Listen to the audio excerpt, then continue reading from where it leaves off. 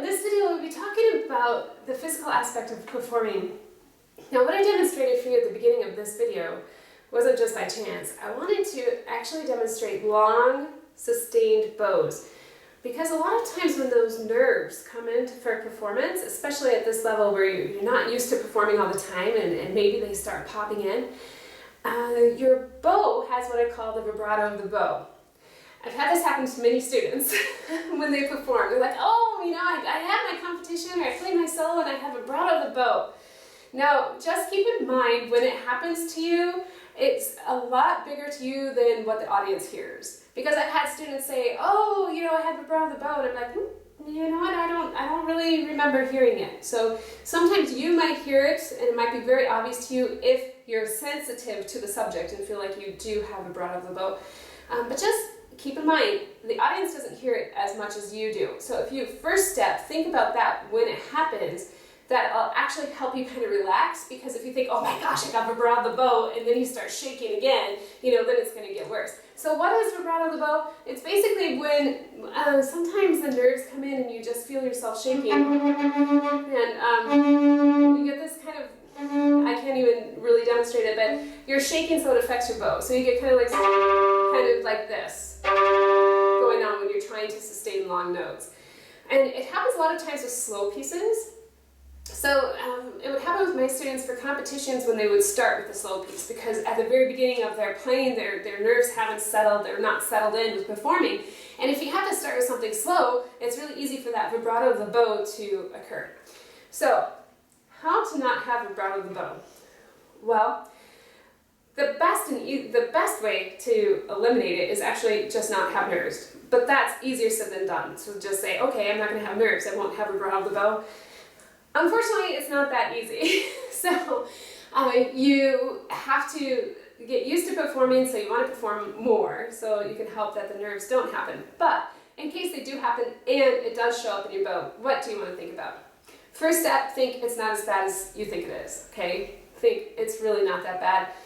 Breathe through it. It's very important to breathe, because sometimes when this happens, we tighten up, the whole body tightens up, and we forget to breathe, and then we start shaking even more, okay? So breathe, and also make sure that you are relaxed. Like I said, with the nerves, we tighten up, we get really tight, our muscles get tight, and it's normal with that tension to feel kind of nervous, and you get that bounce.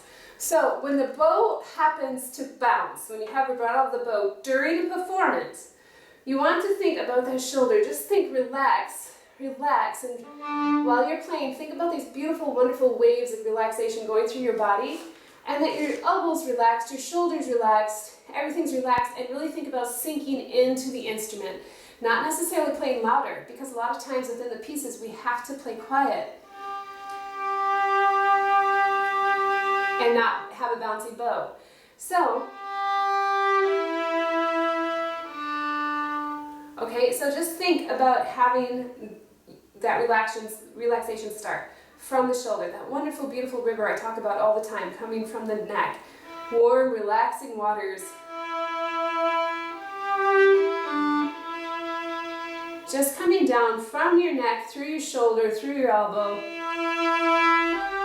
And just feel yourself sink into the instrument. Okay, so that's what you can do when you perform, because a lot of times it's the vibrato of the bow doesn't happen in your practice, it only happens during a performance. So practice performing. If you are one of those violinists that does have vibrato of the bow in your performance, practice performing. Practice performing before the big performance in front of people. So if you find that you do have vibrato of the bow happen, then you know where you need to practice just kind of relaxation and visualization in those specific measures and those bow strokes. And that will stop the vibrato of the bow. No, it is not a chronic case. Once you have vibrato of the bow, it doesn't mean it's going to stay. When my students had vibrato of the bow and we talked about it, it disappeared. It's not a forever thing. No, it will pass. This too shall pass, okay? And it's just something that you work through, and then you don't have it anymore, okay? And just keep an eye on that bow arm, that it's relaxed. Another reason why this may happen, I had it happen for a rehearsal. It had nothing to do with nerves. It had all to do with weight. I actually strained my arm earlier that day, or slept on it funny, and my muscles were really tense, and it was very difficult to pull a bow without bounces in it, because my muscles were very, very tight. So stretch. I only had that happen one time, but I just carried something that was way too heavy, and then I played the violin, and that happened. So take care of yourself. Let other people carry the heavy things, especially if you have rehearsals or concerts, okay? Take care of yourself. And just work through it, and it will stop, I promise, okay? So until I see you again in another video or online training, remember, be true, be you, be.